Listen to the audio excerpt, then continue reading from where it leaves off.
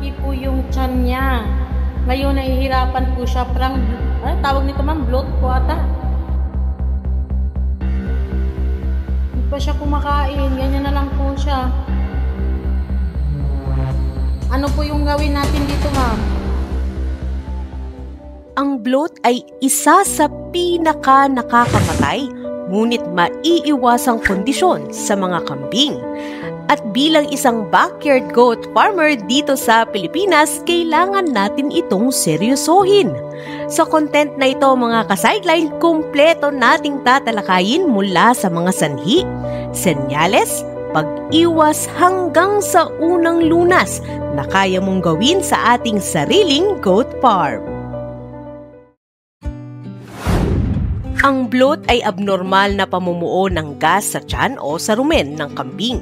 Karaniwan itong nangyayari kapag naparaming nakain ang ating alaga ng pagkain na madaling bumula o mabilisan ang fermentation. Kapag hindi ito nailabas sa pamamagitan ng pag-burp o pag-utot, naiipon ng gas at pwedeng magdulot ng pressure sa mga internal organs hanggang sa ikamatay ng ating alaga.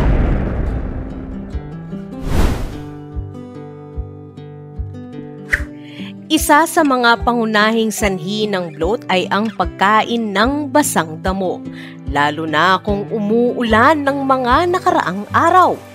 Ang damo na basa sa ulan o hamog ay madaling ma-ferment sa tiyan ng kambing.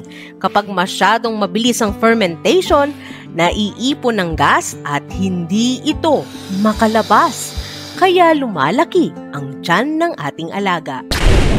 Bukod sa basang damo mga ka-sideline, ang kamote tops, ipil-ipil, clover at iba pang mga leguminous plants ay mataas sa protina at mabilis ring mag-ferment. Kung ibinibigay ito ng hilaw at basa, delikado ito sa mga gutom na kambing. Alam nyo ba mga ka-sideline, maging pagbibigay ng molasses at concentrated feeds gaya ng darak, mais, pellets at commercial goat rations ay pwedeng magdulot ng bloat kung bigla ang ibinibigay o sobra-sobra ang binibigay natin. Ang mga feeds na ito ay mataas sa carbohydrates at kapag kinain ng gutom na kambing, biglaan ang fermentation sa rumen nito. Ka-sideline, hindi rin po ligtas ang mga tirang gulay na pinapakain kung ito ay nabubulok na o maasim na. Maaari ring magresulta ng gas o kabag. Tandaan mga ka-sideline, anumang biglaang pagbabago sa pagkain ng ating alaga ay delikado at pwedeng magdulot ng bloat.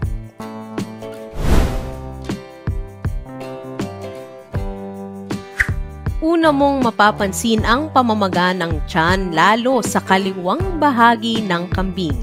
Minsan parang drum ang tiyan nito, matigas at malaki. Ang kambing ay nagpapakita ng discomfort sa tiyan nito, ayaw kumain at minsan hinihiga-higa. Pero hindi mapakali ka-sideline. Maaari ring maglabas ng ingay tulad ng pag-ungol o pag-iyak. Kapag lumala, makikita mong nahihirapan na itong huminga dahil pinipiga na ng bloated na tiyan ang baga ng kambing. Pwede rin itong magkaroon ng foaming sa bibig, panghihina at sa malalang kaso, collapse o sudden death.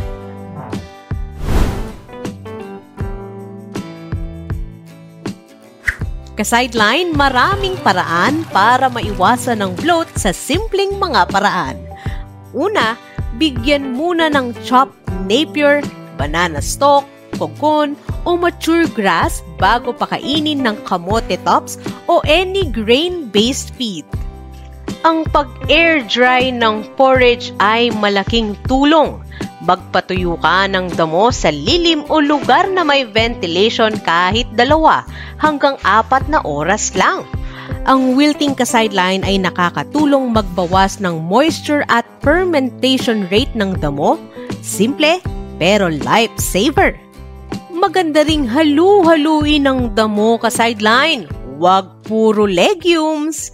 Paalala mga ka-sideline na ang dapat na diet ng ating mga alaga ay 70% damo at 30% na legumes. Haluan ng Napier o corn stalks para mabalance ang diet. Iwasan ang sabay-sabay na pagpapalit ng feed. Kung mag-i-introduce tayo ng bago, gawin ito unti-unti sa loob ng 5 hanggang 7 araw.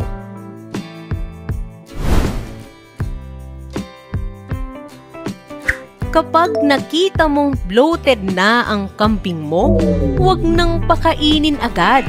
Una mong gawin ka-sideline ay tanggalin lahat ng pagkain sa paligid nito. Ang pinakaunang lunas na pwede mong gawin ka-sideline ay ang pagbibigay ng vegetable oil. Para sa ating mga adult goats, pwede kang magbigay ng 30 to 60 ml ng plain vegetable oil at para sa mga bisero naman ay 15 to 30 ml lang ng vegetable oil. Ito ay tumutulong na wasakin ang bula o froth sa rumen at ilabas ang gas. Mas epektibo ka-sideline kung sasamahan mo ng 1 kutsaritang baking soda na tutulong mag-neutralize ng acid sa tiyan. Pwede mong haluin ng baking soda sa 60 ml na warm water. Ibigay ito gamit ang drenching syringe. Dahan-dahan lang at huwag i-squirt para hindi mabulunan ang ating alaga. Pagkatapos mag-drench ka-sideline, i-massage ang kaliwang bahagi ng tiyan at ipasyal ang kambing para mas lalong mag-stimulate ng rumen movement. Dapat mo ring obserbahan kung ito ba ay bumubulwak o nagbo-burp, humihina ang pamamaga at bumabalik ang gana. Kung wala pa ring improvement sa loob ng 1 oras at lalo pang lumala ang kondisyon ng ating alaga, mas mainam na humingi na tayo ng tulong sa vet o sa isang trained livestock technician. Kung may kaalaman, pwedeng gawin ang stomach tubing para makalabas ang gas o kaya naman ang paggamit ng trocar and cannula.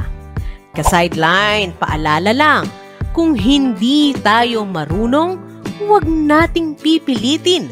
Mas makakatulong na humingi na lang tayo ng tulong sa ating vet.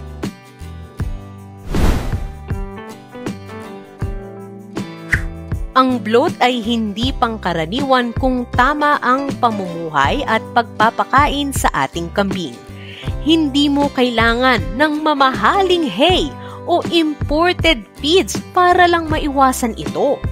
Kailangan lang ng disiplina sa feeding, pagsunod sa natural behavior ng kambing at kaunting kaalaman sa emergency response. Sa simpleng backyard farm, kaya nating magtagumpay sa goat farming kung alam natin ang mga basic tulad ng pag-iwas at pag-agap sa bloat.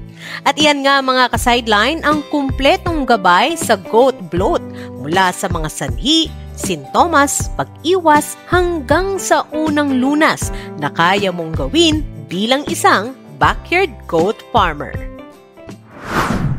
Ka-sideline, bukod sa aming Facebook page, inaanyayahan po namin kayong i-message din at i-follow kami sa Shopee at Lazada.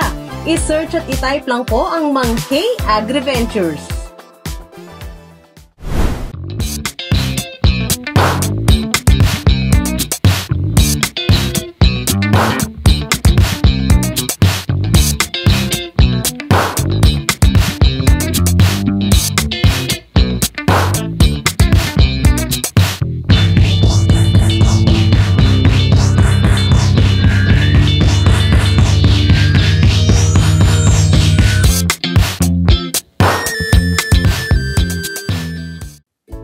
Ka-sideline, maraming salamat po sa inyong pagtangkilik at pagtitiwala sa ating mga stores sa mangk.ph, sa ating Shopee at Lazada na Mang K Agri-Ventures. Shout out po sa ating mga ka-sideline na sina Marisa Rico, Arlan Agapay, Aryan Rada, Mayron Manguera, Raymond Arizala, Jonathan Borsita, Euro Pet Supplies, Teofila Geniston Jr., Avelino Dancel, Queen Medina, Carlo Trinidad, Ermalin Osic, Gilbert Tobias, Jeneline Katulong, Marvelous Felix, Genevieve Capin at Maria Christine Makilan.